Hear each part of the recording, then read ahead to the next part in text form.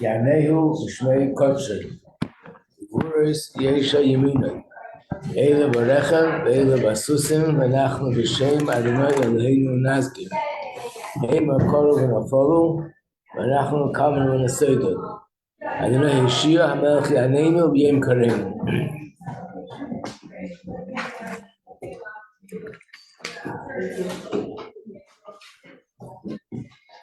Okay, we'll finish the last page of the questions. And if there's time, we'll go to the mimer, new mimer.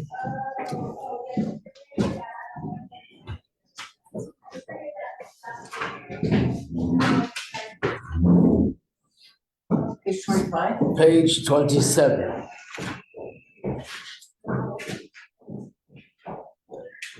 So towards the end of the mimer, he says there's two ways of elevating sparks.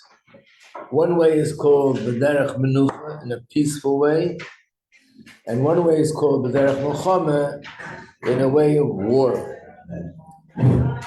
which is similar to what he said before about the two types of swords. There's a sword of peace and a sword of war. So we have five situations here, and each one, the question is which one would, I'm asking you the question, look at it and answer the question. Which one of the two is b'derech shalom, and which one is milchama? So the first one is davening versus learning. In which one is it sort of elevating the sparks in a peaceful way, and which one is it elevating the sparks in a sort of in a way of war and combat? Yeah. I would think that the learning would be the peaceful way, and that the davening would be the combat way. Right. So the davening is the combat way because I'm wrestling with my Yetzer Hara in the Shabbat. What we said about learning was, and there's a chapter in Tanya at the end in the 4th volume that goes into this, is when you learn about things that people do that are, that are prohibited, and we talk about halachas, if someone steals money, or someone does this, or food that's not kosher, or someone does something which is not appropriate, what's the halacha? When you learn about these things, you're elevating it. But it's called peaceful because I'm not really involved with it. It's all remote. I'm in my world of Torah. I'm in a spiritual world. And I'm learning about a person that committed adultery, what's the halacha? But I'm not in that place. And therefore, it's called b'derech menucha. I'm in my place. But by learning about it, these things get elevated. But b'derech milchama is when you're actually wrestling with the negative thing in one way or another. So then comes the second question. That was learning versus davening. What about davening versus eating?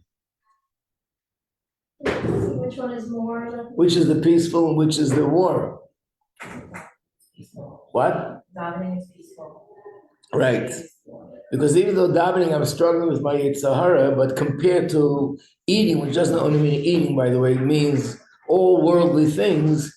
Over there, I'm dealing with challenges, with different nisyonos, different tests, and attracted to certain things, temptation to certain things. I have to contain myself from not doing an avera. In davening, I'm not dealing with that world. I'm still under the talis, so to speak, in the shul, in a holy place, with a holy siddur, but I'm dealing with my nefesh haba'amis. So davening versus learning, davening is considered war. But davening versus eating and going to business and dealing with people on the street, that is peaceful, and going out there is war. Now this I didn't speak about, but what would you think, Chassidus versus Nigla?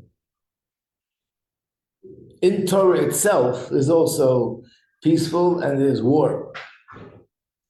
Chassidus is peaceful. You got it. How do you figure that out? Because it's so peaceful in this room. Okay. And the reason for that is that in Gemara,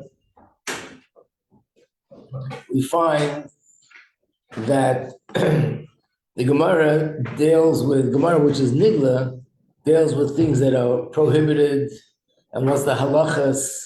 Also in Gemara, there's a lot of questions. One says one thing, the other guy says, no, you're wrong because of this reason. And he says, no, I'm right because of that reason. He says, no, but you're wrong because of another reason. They go back and forth and back and forth. In Chassidus or Kabbalah, you don't find this. It's just stating facts. There's no sort of machlokas going on. There's nothing in there that's in the learning itself that's challenging and turns out like in Gemara.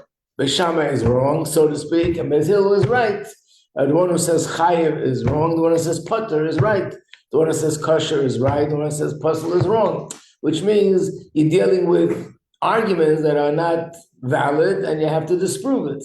In Chassidus, there's no such thing. Everything is all in a sort of in a positive ruchnistic place. So first of all, of course, in Torah, even when you study the opinion, that's not the halacha. It's Torah. It's kedusha. Elu ve'elu divrei kilm chayim. It's pure. We have to look for an explanation how. But on the surface, you're dealing with an opinion that gets rejected, and another opinion that is wrong, and another opinion that gets rejected. That's the whole Gemara is all about that. But in Chassidus, you don't find that. What about Chassidus versus Musar? I'm gonna assume Musar is Musar better is than like peaceful. you sit down quietly.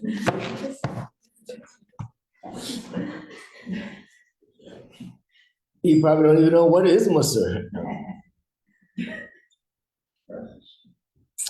Musar is, by the way, when you say Musar in general, there's two things you could be referring to. The books of Musar. What does Musar mean literally? Probably rebuke. And there's books of Musar that were written hundreds of years ago, before Chassidus even came out, written by, like the Teves that everybody's learning, the duties of the heart about bitachon. He has a whole book, not just bitachon, about Avas Hashem, about Yiras Hashem, about arrogance, about jealousy, all different character traits. So that's Musar. And then there's, after Chassidus, when Chassidus came out, there was a tremendous opposition that we don't need to learn anything, just Gemara, and that's going to do the job. And then those who are into Musar changed their minds. And they realized learning Gemara alone will not bring the Yerushalayim. We're living in different times today. Years ago, yes. But today, if you learn just Gemara and Halacha, the people will be lacking Yerushalayim. And there was someone called Rabbi Yisrael Salanter. He was a very big leader in the Lithuanian movement. And he introduced Musar, which means that in every yeshiva, they should also study a little bit of these teachings, which is how to change your character traits, how to have more fear of Hashem. But the difference is between Musar and Chassidus, Musar focuses mainly on the negative character traits, how negative it is, and all about the punishments that one will get in this world or in that world. Chassidus does not focus on that, hardly. In fact, everybody is in shock when we come to chapter 8 in Tanya, which we just had in Chitas not long ago. When you come to that chapter, the Alter Rebbe talks about this Gehenim, that Gehenim. Where else do you find it in Tanya or Maimarim talking about different Gehenims? Hardly anywhere. So how come it's there?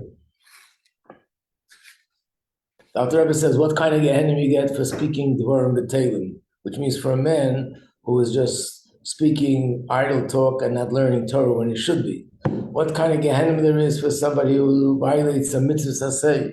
What kind of Gehenim happens for someone who does something else? Like, if this is not the path of Chassidus, how come here in Tanya he has, in that chapter, he focuses so much on that?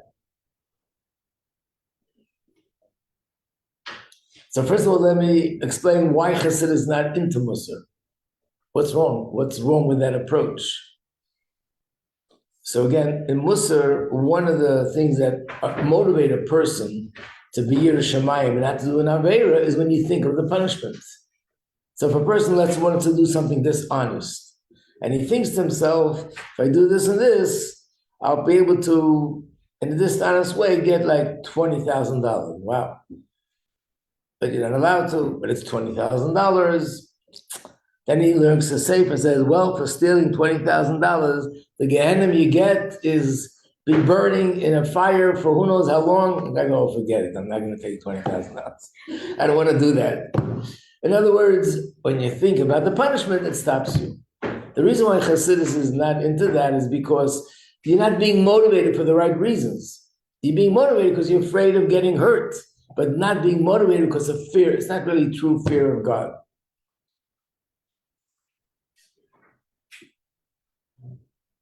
So the question is, if that's the case, why is it in Tanya?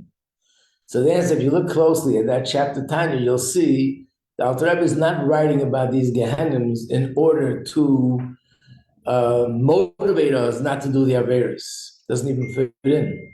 It's for a different reason. Over there, the Alter Rebbe is writing about these different punishments in order to, it's a way of gauging how severe the damage is when I do an Aver. Moshe, if you tell somebody, if you do this and this, God forbid, you're going to need stitches. But if you do this and this, you'll have to be admitted to a hospital. You could say that as scaring somebody, or you can also say to explain they should get the point that the damage is much greater because here you just go do some stitches, you go back home. This is something more severe. God forbid the person would have to be in a hospital for a few days, or the person would need surgery, or something else. This is just a way of gauging how deep the damage is.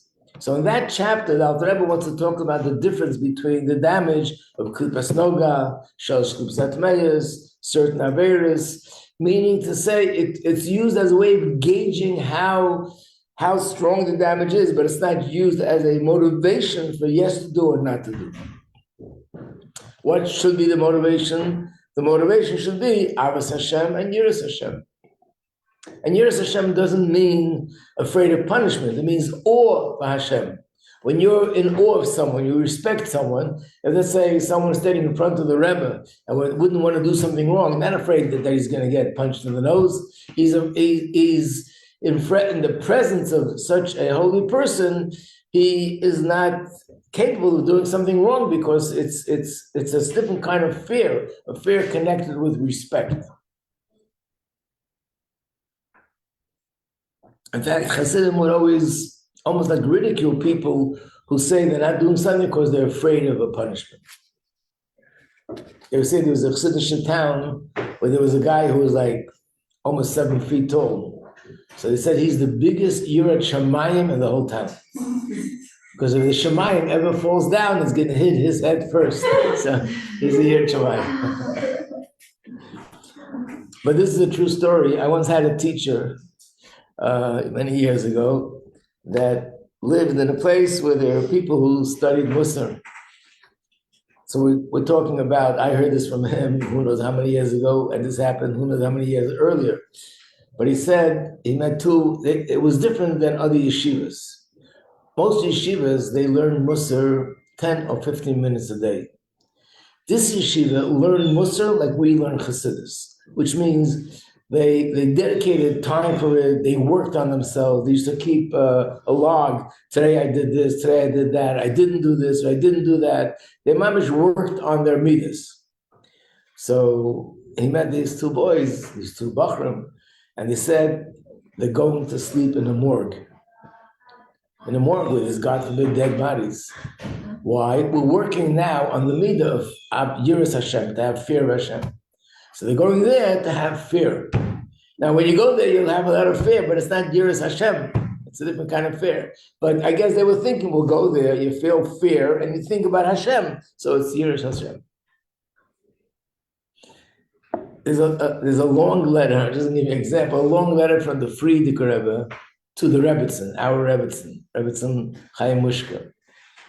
And it's about one of the greatest students of the Baal Shem Tov who became a chassid. Before that, he was not a chassid. And he made another friend of his become a chassid. But even before he became a chassid, he was a very righteous person. He learned Torah day and night. He was so devoted and dedicated to learning and to mitzvahs. So, but he describes what he used to think about before he became a chassid. So he said that one of the thoughts that motivated him was, it says, before davening, remember and think when you go to daven who you are standing in front of. And when you think that you're standing in front of Hashem, you'll be overcome with fear. So what did he think? There's a pasuk where it says, Hashem says, the Shamayim is my throne, and the earth is my footstool. You know, when you sit on a high chair, on the floor, there's another small little chair, and you put your feet on that chair. So Hashem says, the Shamayim is my throne, all the way up there, and the earth is my footstool. So he said, I used to imagine if there would be a buffalo charging at me. And the buffalo is so huge that his head is in the Shamayim, and his feet are on the ground. And I would think about it and imagine it so real until I'd be overcome with real fear, and then I started to daven. When I became a chassid, I realized I had a lot of fear, but it was fear of a buffalo. It wasn't near Shemayim.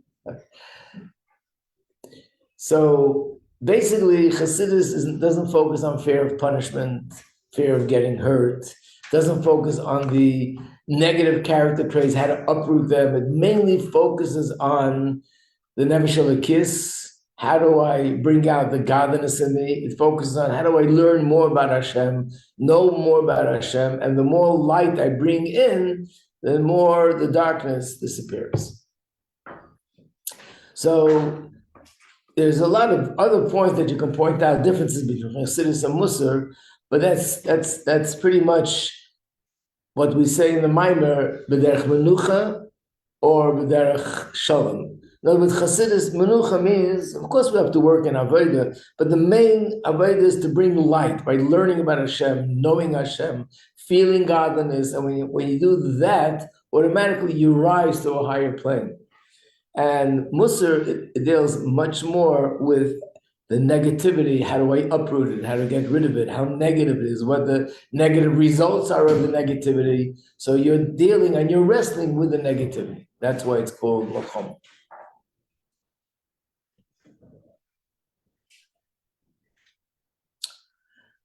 And then Shabbos versus weekdays, we said that in class, that Shabbos is a day of peace. Shabbos is all about peace. Shalom Aleichem, Malachi HaShalom. And in many places they greet, in Yiddish we say good Shabbos. But a lot of other places, Sephardic communities in Israel, people say Shabbat Shalom. It should be a peaceful Shabbos. Because Shabbos is a day of peace. And during the week, we're dealing with all the challenges of Olam Hazeh we don't have to deal with on Shabbos itself. So that's the answer to number 2. What is the difference between the Avodah of Yosef and his brothers? Avodah of Yosef was B'derech Shalom, and the brothers was B'derech Milchama. Now, even though Yosef was in Mitzrayim, but Yosef, being in Mitzrayim, lived in a different world. It was a different kind of neshama. He was able to be in both worlds at the same time. He was in Mitzrayim, running the country, and while he was running the country, he was running everything on a spiritual level, and he was totally connected to Atzilus and everything that's going on in Atzilus.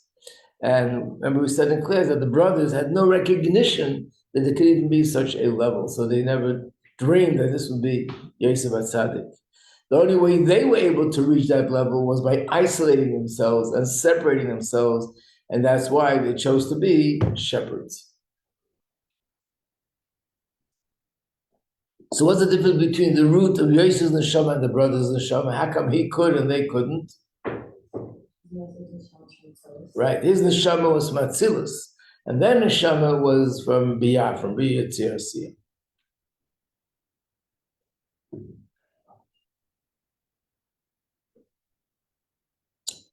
Number 4, why is speech so powerful, both in Kedusha and in Klippa? Because it says that Amori is speech. And the speech of Kedusha and speech of Klippa, but Amori is the strongest of the 7 nations. Why is speech so powerful? Its sources in Chachma. Almost. If you pass Chachma exit, go to the next exit. Right. The source of speech is higher than Chachma. That's the whole point. Because it's higher than Chachma, it will actually, even when a person speaks, it'll cause me to have more wisdom than I had before. it'll reveal more of my hidden wisdom than without speech. That's why it's important to say the words out loud. Right. That's one of the reasons why it's important to say the words out loud, because when you verbalize the words, it brings out something deeper in my neshama. And also the words of Torah get sort of rooted deeper into my neshama. And how does it work with klipa? The same thing. When a person speaks, let's say, something which is inappropriate language, or he speaks lashon hara, or other things like that, because it's klipa, and because it's speech, it touches a very deep part of the neshama, even deeper than intellect and emotion, and that's why it's so effective in a negative way, so damaging.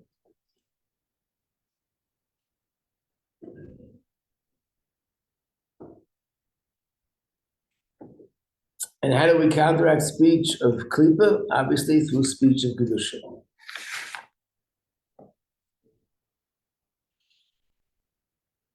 Yeah, this is the reason why when people learn, they verbalize what they're learning. Sometimes you need to not do that so you can concentrate better. But if you could, there's an advantage in saying the words when you do chitas, when you're studying a sikha, to verbalize the words. Okay, so this is the Maimanina Sati. Now that the war is over,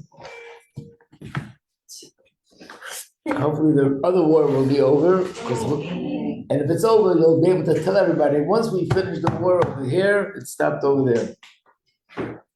Okay. So now we're going to learn another Maimer. And this Maimer is Parshas Lech Lecha. Everyone have a Maimer? Liron, you don't have? No, we have. Oh, you have Liron, okay.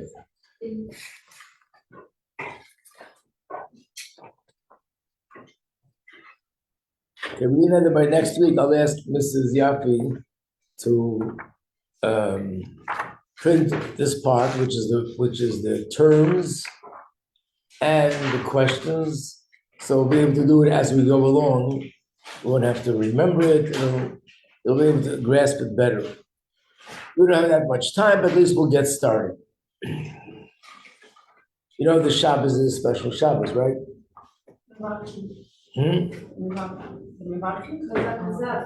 No. Chazak. Shabbos Chazak, which means we finished the first Chumash. At the end of the reading, everybody says Chazak, Chazak, then it's Chazek. Vayom Havaya L'Avram, Hashem said to Avram, Lech lecha me'artzecha me'vladetecha me'savicha. You should leave your land, leave the place of your birth, and leave the house of your father. And where should you go? Ela oretz asher areka, to the land that I will show you. Which means Hashem didn't tell him where to go. He didn't say, go to Eretz Yisrael. You go, and I will show you where you're supposed to go. This needs to be understood. Mahu Eimer Lech Lecha. Why does he say Lech Lecha? Go to you.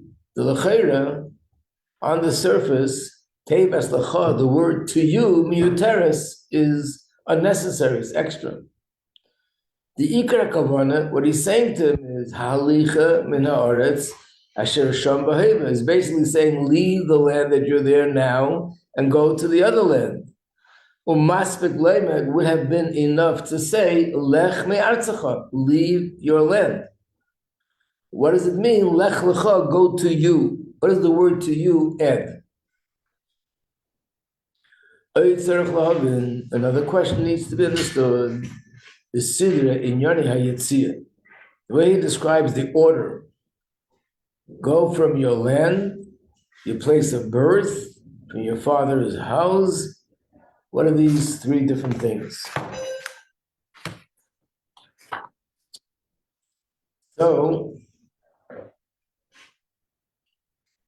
he lists three things. First is Yitziyim in Aretz, in the land. The second is Meladata, place of birth. And the third is Beis Aviv, the father's home. If anything, it should have been in a reverse order. Why? First, the person leaves his father's home, which means this is the home where I grew up when I was young, and now I leave that home. The place of your birth means the neighborhood, the city where you live, the area. So then I leave the area. And after that, then I leave my country and I go to another country altogether. Those heavy to say the Masuda. Then it's in an order that we understand. The loizu avzu. That sometimes in Torah we find the order is not only should you leave this, you should even make a bigger step, another step. In other words, first you leave your father's home. You know, how far are you going? But if you leave not only your father's home, but also the city, you're going further. And if you leave not only the city, but also your country, it means you're leaving it completely. That order makes sense. But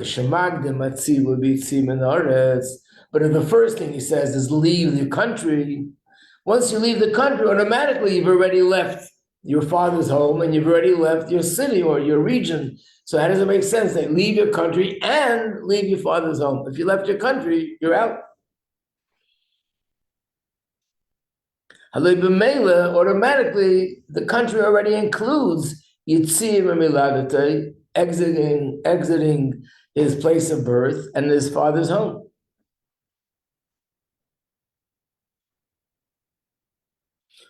Let's say that has a yuksha and writing things in this order is a question. So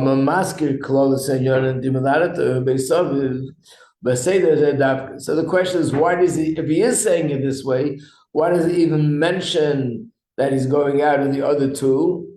And if it mentioned why in this order, then it should have been in the other order, which is more logical.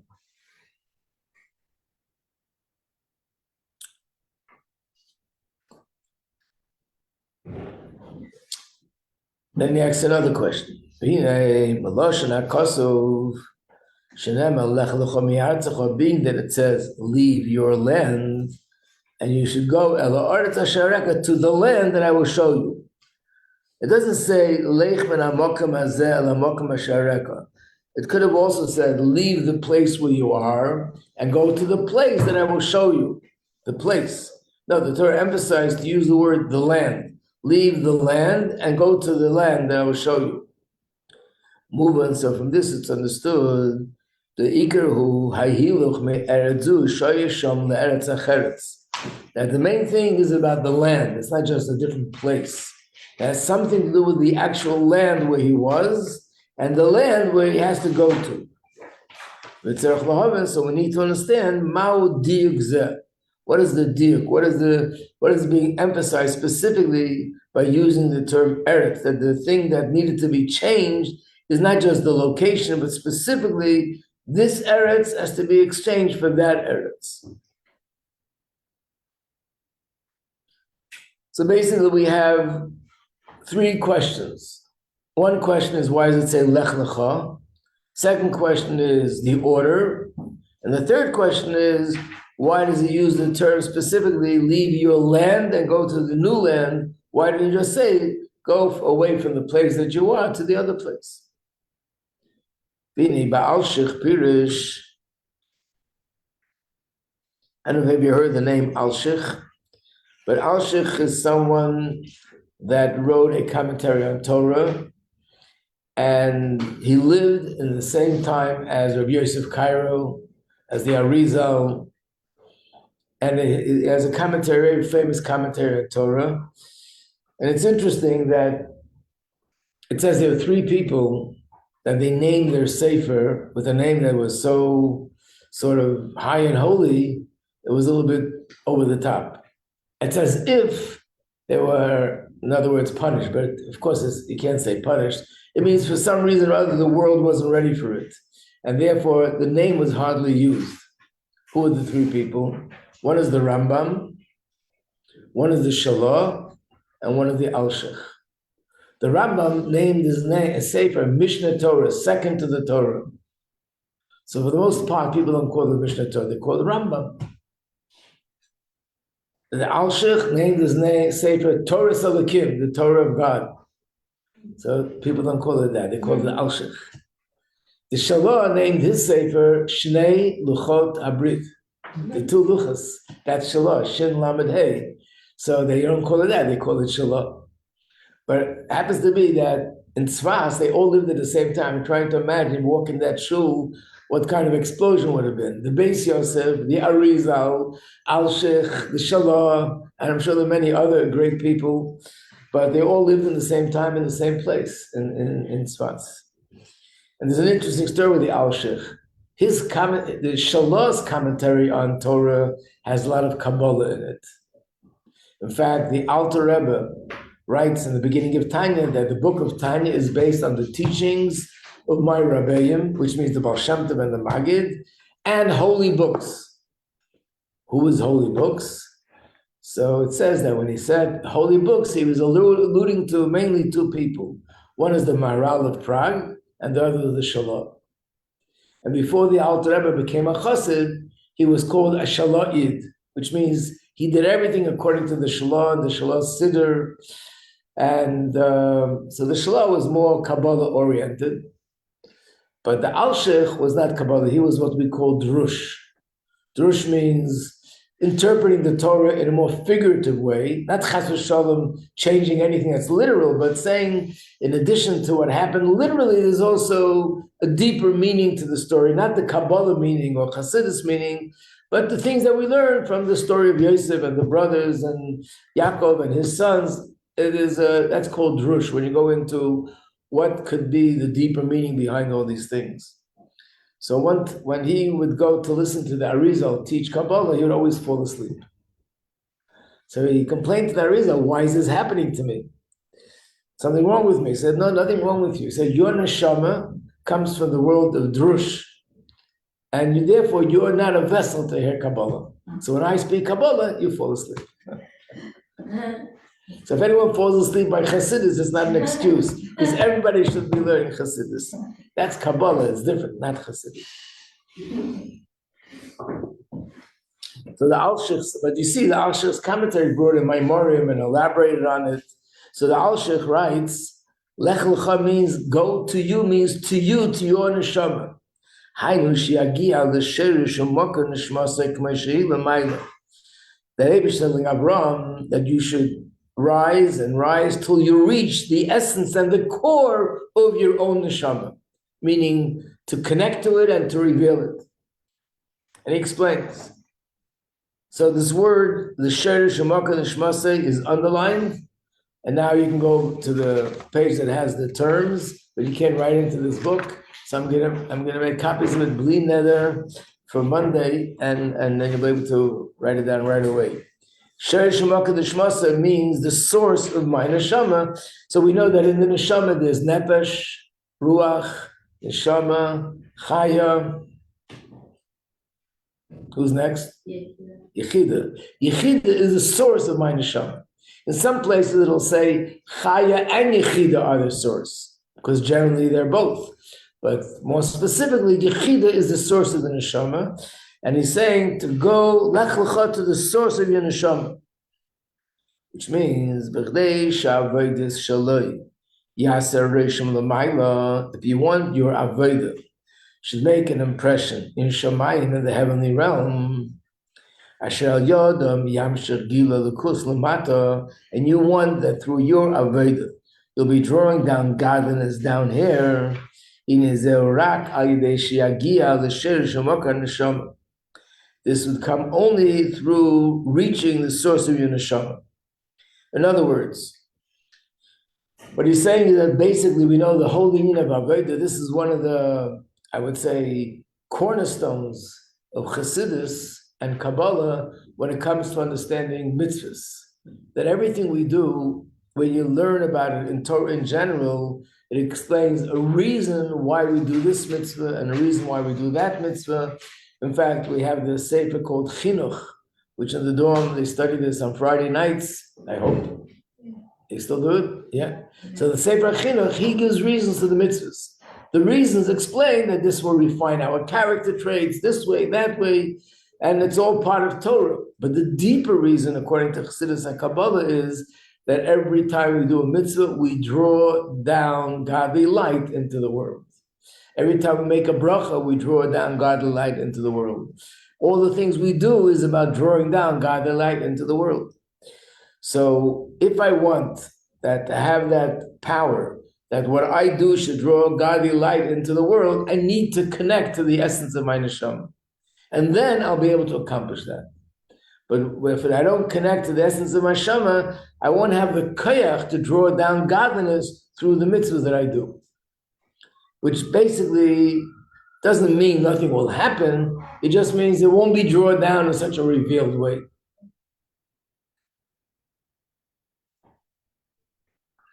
So in order to understand better, he's going to explain now what is the difference between the source of the neshama and the part of the neshama which is not my essence, not my source.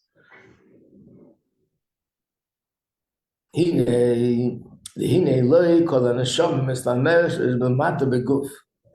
is also underlined because it's a common phrase in my Maimonides. Not the entire neshama invests itself in the guf. The mashem eslabish beguf rak ha'oru mixes a neshama. We know the neshama is up there and then it comes down. So what he's saying is not the entire neshama comes down into the guf. Only a small part of the neshama goes into the guf. The neshama, for the most part, remains in Shemayim.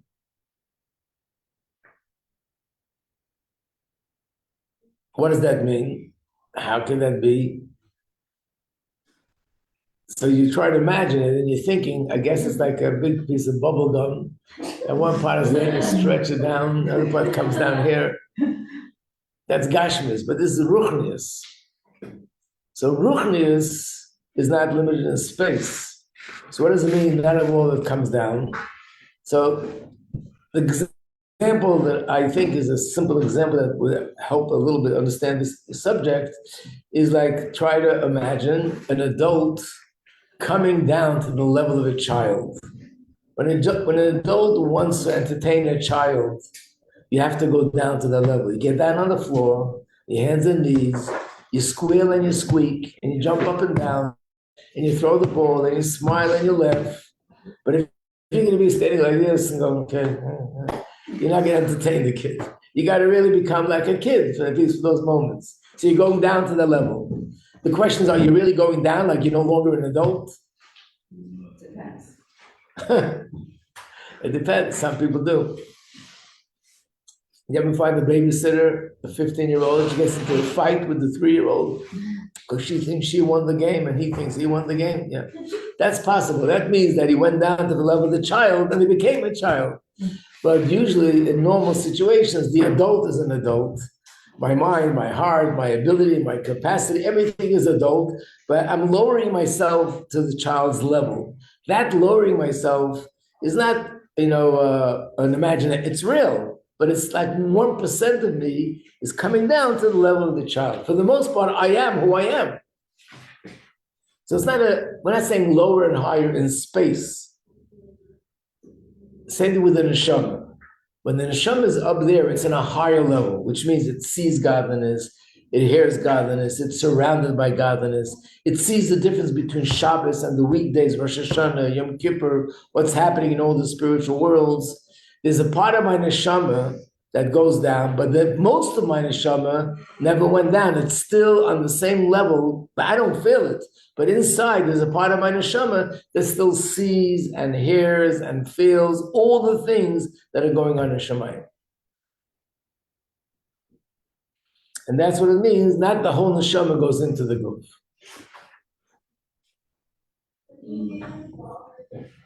Good morning, Mr. Jaffe. Did you hear us talking about you?